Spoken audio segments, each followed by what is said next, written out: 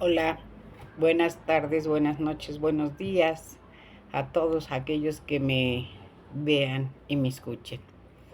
El día de hoy quiero tocar un tema muy importante, sobre todo porque estamos a punto de que en México se celebren las elecciones más grandes de su historia.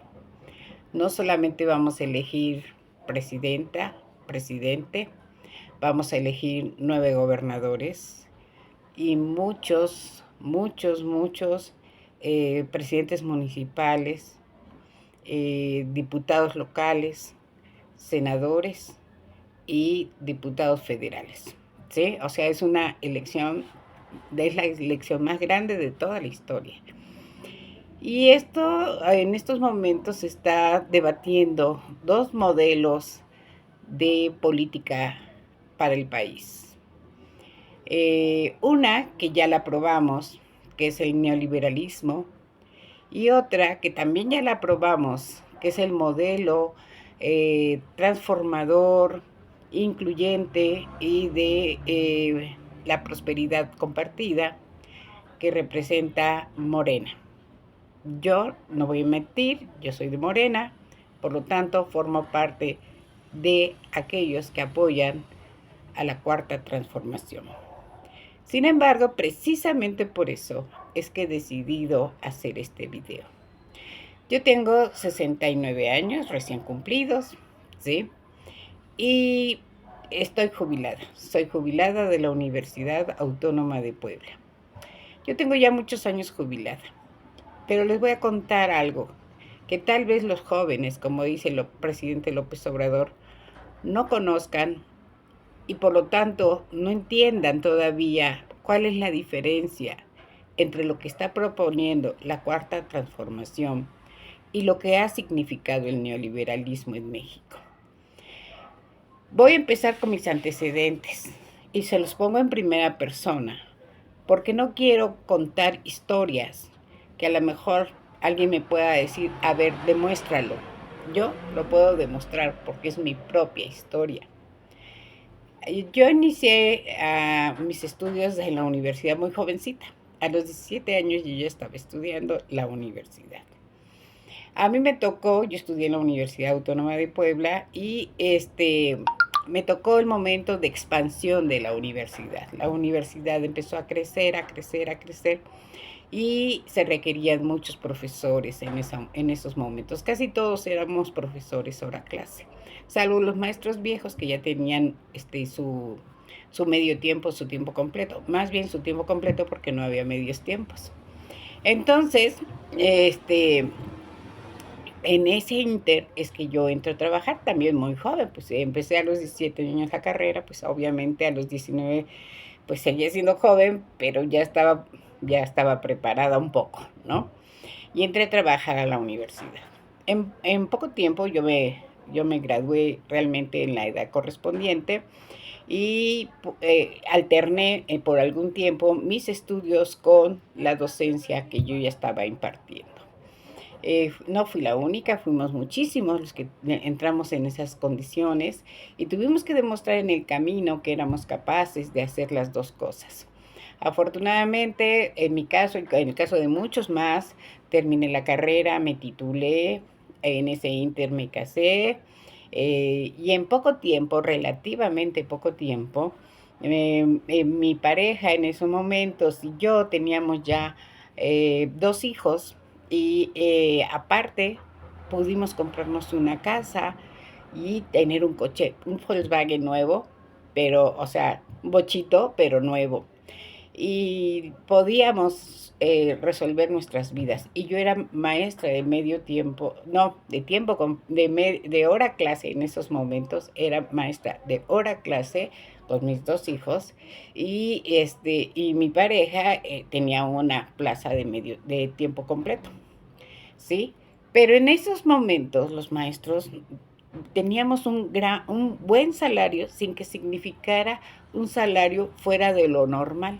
Era un salario promedio para un profesor. ¿Sí?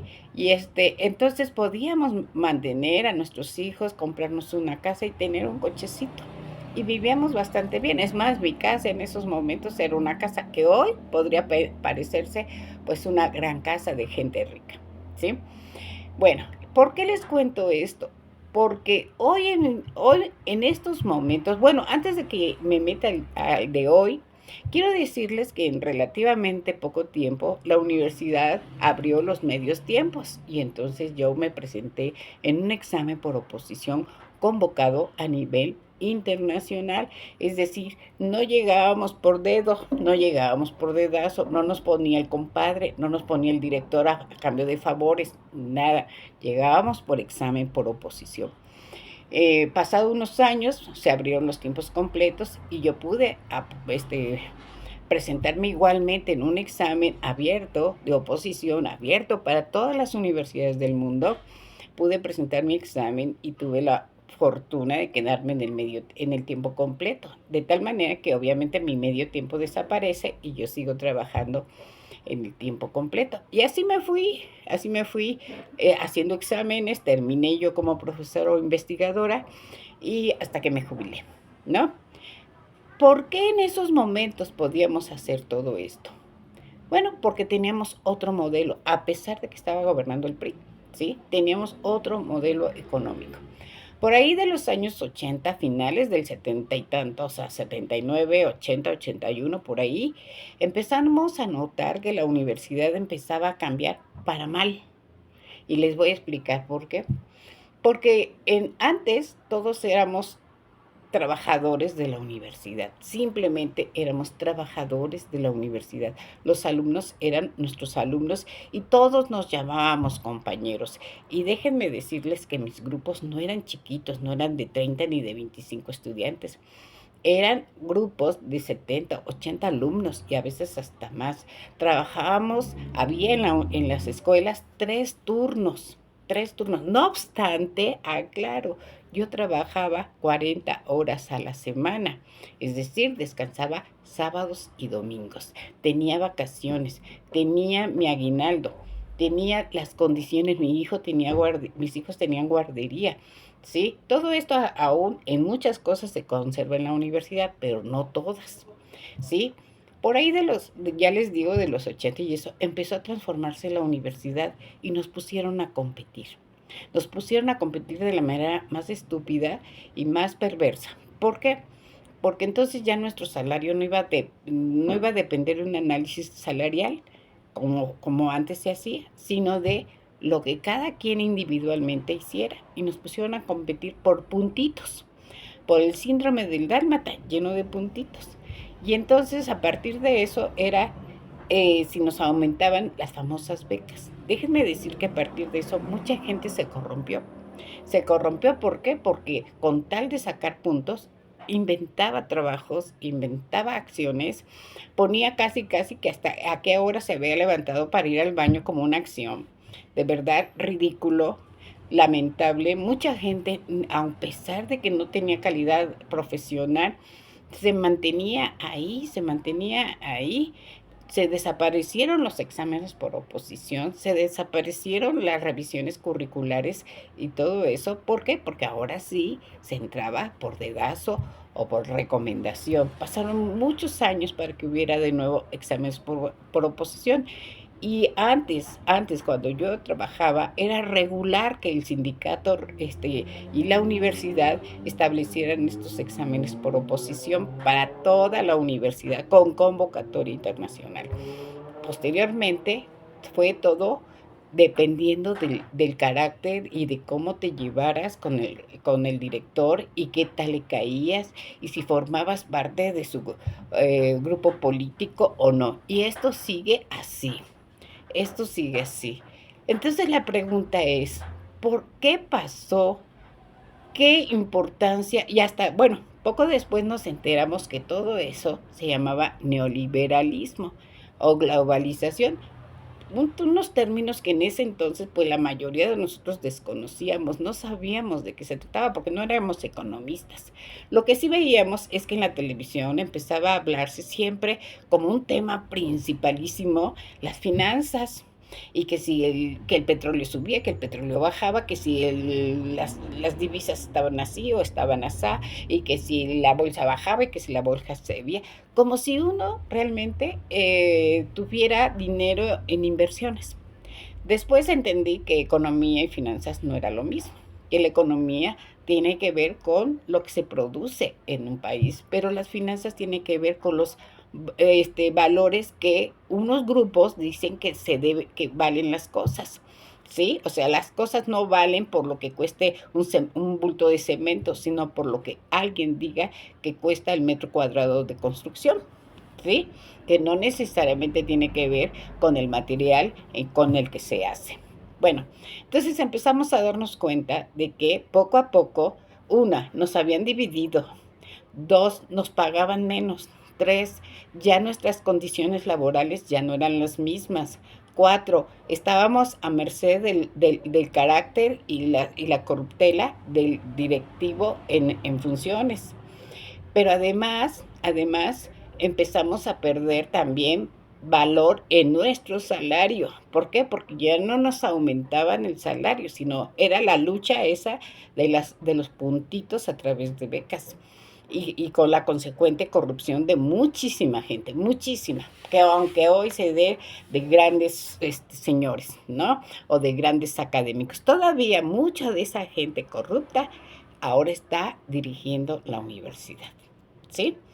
Entonces, ¿qué es lo que se llevó el neoliberalismo? ¿Qué se llevó ese modelo contra la población? ¿Qué se llevó el neoliberalismo y nos desgració la vida? Pues miren, los trabajadores empezaron a tener salarios de miseria y véanlo hoy. Hay trabajadores, la gran mayoría yo puedo apostar que tan pomposamente los empresarios dicen que son los que construyen y producen trabajos, pues que no reciben ningún servicio social, que no tienen prestaciones, que no tienen un salario digno, que además tienen jornadas de más de 10 horas diarias, si bien les va, que no tienen un salario, un trabajo fijo porque no tienen un contrato, ¿sí? Por lo tanto, jamás se van a jubilar. ¿Qué pasó por ahí del 73? A nosotros nos inscriben en las famosas, no, en el 73, en el 90 y tantos, ya no me acuerdo exactamente, en el 90 y tantos, las famosas Afores. Y después nos enteramos, pues, que son las Afores, porque nadie sabía qué era eso. Y nos salen con que, pues, ya el salario, casi la pensión, olvídense, adiós, goodbye, porque ahora ustedes van a ser los que ahorren para poderse retirar. Pero díganme ustedes, cuando en esos momentos nuestro salario ya no subía, nuestras prestaciones estaban bajando, y ya no digo yo que entré en el 74 a trabajar, no, en las nuevas generaciones. Tal vez a mí no me impactó tanto, pero hoy pregúntele a las nuevas generaciones cuáles son sus condiciones laborales en la universidad. Y déjenme decirle que uno cree que las universidades nos pagan bien. Y mentira. Las universidades públicas en estos momentos son las peores pagadas. Y no porque el gobierno no mande dinero, ojo, sino porque tenemos una burocracia dorada, rectorías, secretarios, directivos, hasta la secretaria del jefe gana más que un profesor, ¿sí? Hay una profunda corrupción en las universidades. Producto de esto, de este neoliberalismo mezclado con la corrupción que siempre se dio en el PRI y en el PAN. Hoy quieren decirnos que nosotros, en Morena, estamos creando un país, en este caso el gobierno de López Obrador, caótico, lleno de violencia, que estamos abandonando a los estudiantes, que los niños con cáncer, que la violencia está por todos lados, que hasta porque caiga un rayo es culpa de López Obrador. A ver, pregúntense nada más. ¿Cuánto ganaba un trabajador en el 2018? ¿Cuánto gana hoy? ¿Sí? Claro que no es mucho, pero eso se logró gracias a López Obrador. Llevamos 5 años en que no ha subido la gasolina como tendría que ser, haber subido. Ni siquiera en la pandemia, ni siquiera en la crisis energética del petróleo en el mundo, ¿sí? Ni siquiera por las guerras. No ha subido. Y hay gente que dice, no, pero es que mi pueblo o mi rancho o lo que sea, vale 25,000 la regular. Bueno, estoy inventando, 25 la regular. Pues no es culpa del presidente, porque el presidente da el precio de la gasolina a tanto y lo pueden ver todos los lunes en la mañanera. Si esa gasolinera luego le sube, ya es asunto de ellos. ¿Eso por qué? Porque eso es el libre comercio que impuso el neoliberalismo, ¿sí? Ese es el libre comercio. ¿Por qué en estos momentos no quieren aprobar la reforma energética los prianistas junto con Movimiento Ciudadano? Que no se nos olvide. Porque ellos perdieron negociazos y negociazos que era el huachicol. ¿Ustedes creen que el huachicol es el que va y saca un bidón de gas o de gasolina y se lo lleva a su casa? No, no, no, el huachicol es otra cosa. El huachicol llegan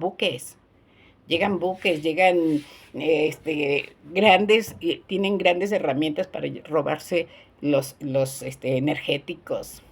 El huachicol es robarse los bancos, el huachicol es robarse las playas, el huachicol es robarse los edificios y convertir el cartel inmobiliario. Ese es el huachicol.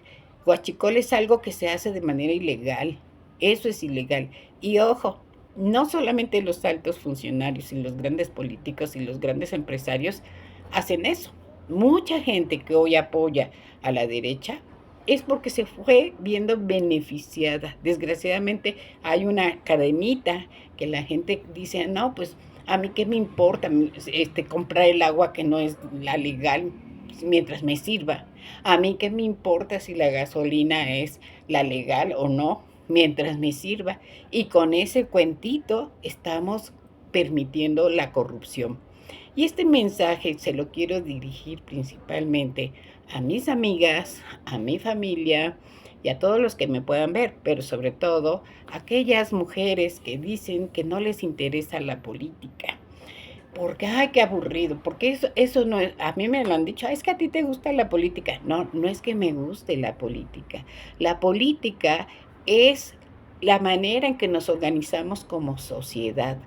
Y así como supongo que en la casa ustedes toman decisiones pensando qué es lo mejor para la familia, pues en el país también tendríamos que hacer eso. Tomar las decisiones que mejor le convenzan y les convengan a la mayoría, no a una minoría, porque esos que están defendiendo a Xóchitl Gálvez, a Mario Amparo Casar, a todos estos corruptos, ¿sí? Todos estos corruptos, ¿cómo es posible que la gente no se escandalice porque a Mario Amparo Casar, que a lo mejor ni la conocían, es una que dice que analiza la política? Su esposo trabajó 4 meses en Pemex y le dieron, después de que él se suicidó, cosa ilegal, le dieron una pensión de más de 125,000 pesos y le pagaron la totalidad de la escuela privada a sus 2 hijos. A sus 2 hijos. Díganme si a ustedes también les van a dar eso por apoyar a la derecha. Porque al final de cuentas ustedes y yo, amigas, somos clase medias bajas, porque ya ni siquiera clase medias, somos clase medieras. Si bien nos va, algunas ni siquiera clase media, ¿sí?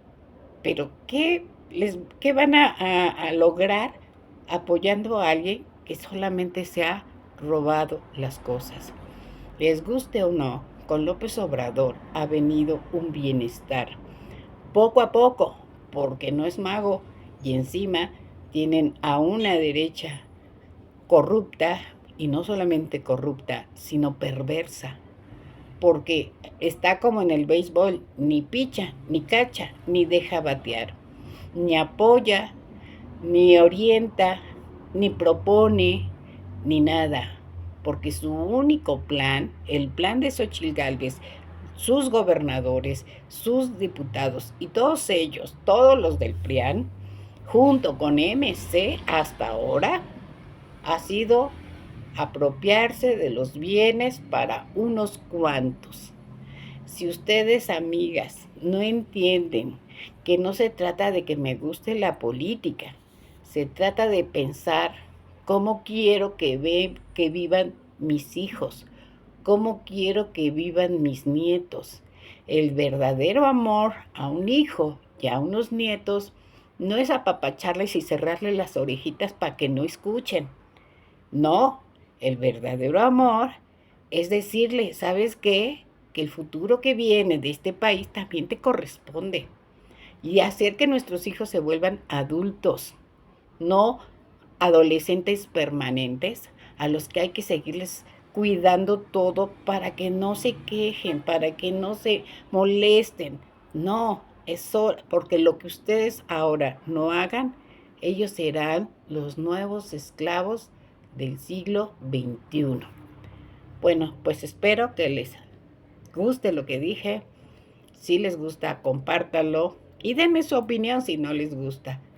La gente callada no ayuda a este país, como no ayuda al mundo. Dejemos de ser personas que creemos que no somos ciudadanos y que nada más estamos vegetando en el mundo.